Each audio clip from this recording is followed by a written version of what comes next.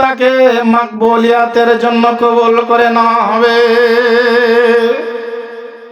তাহলে যে প্রথম সম্পর্ক শেষ করেছে বা নষ্ট হয়ে গেছে, সেই সম্পর্ক হীনমন্যতার কারণেও সম্পর্ক ঠিক হচ্ছে না। আল্লাহ রসুল বলছেন যে সর্বপ্রথম সেই সম্পর্ককে ঠিক করার জন্য এগিয়ে যাবে, তাকে মাকবুলিয়াত কবুল করে নেওয়া হবে, আগে তাকে বিশেষ একটা উপহার দেওয়া হবে। আজকে যে সমস্ত পিতা কিংবা মাতা যা ছেলে মেয়ের প্রতি যদি অসন্তুষ্ট করে কবরে চলে যায়, আপনি জিন্দেগি জীবন যদি কাবা ঘরে সেজদারত অবস্থায় পড়ে থাকেন, আর আপনার জানাজা যদি স্বয়ং কাবার ইমাম দিয়ে পড়ানো হয়, তবুও আল্লাহর বাণী কোরআনুল কারীমের মধ্যে বর্ণনা আছে, আপনার ওই পাপটা কোনোদিন ক্ষমা হবে না। যদি আপনার পিতা মাতা তাদেরকে কষ্ট দিয়ে কবরে পাঠিয়ে দেন, তাদের কাছে মাপ না নিতে পারেন ভুলের কারণে, আর আপনি যদি ভাবেন 14 হাত পাগড়ি বেঁধে 70 হাত জামা গায়ে দিয়ে কাবার ইমাম দিয়ে আমি নামাজ পড়িয়ে দেব আমার জানাজা, তবু আপনার সেই পরিত্রাণ পাওয়া অসম্ভব। কারণ পিতামাতা এমন একটা মূল্যবান সম্পদ।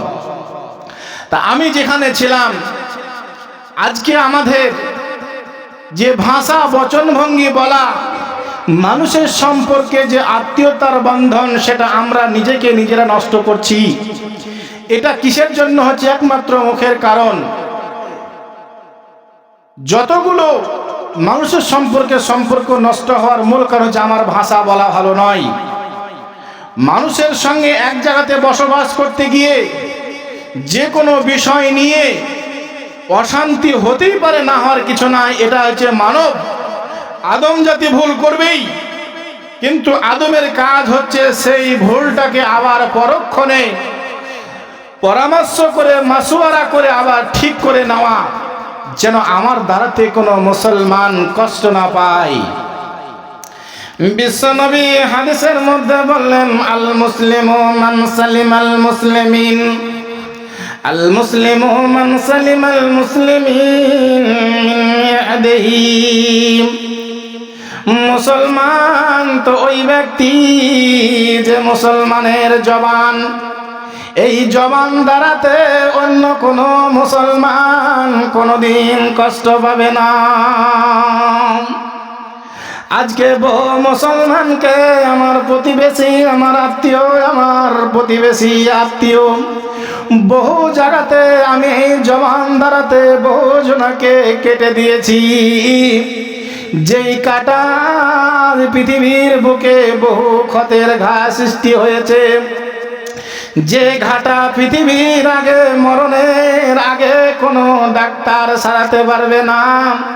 সারাতে পারবে ওই ব্যক্তি, যে ব্যক্তি ওই ব্যক্তিকে কথার দ্বারাতে কেটে দিয়েছে। ওই ব্যক্তি যে যদি বলে, ভাই রে, না জানার কারণে, না বুঝার কারণে তোকে আমি কষ্ট দিয়েছিলাম বলার ভঙ্গিমে, ভাই আমার ব্যবহারে তুমি কষ্ট পেয়েছো, ভাই দুনিয়া সাময়িকের ব্যবস্থা, কোন মুহূর্তে কে কখন চলে যাব, নীরব নগরে আমাকে মাফ করে দাও।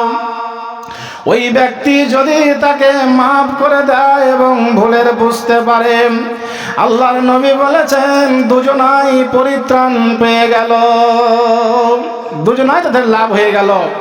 ও যদি ওকে মাফ করে দেয়, ওর ভালো হয়ে গেল, ও পার পেয়ে গেল।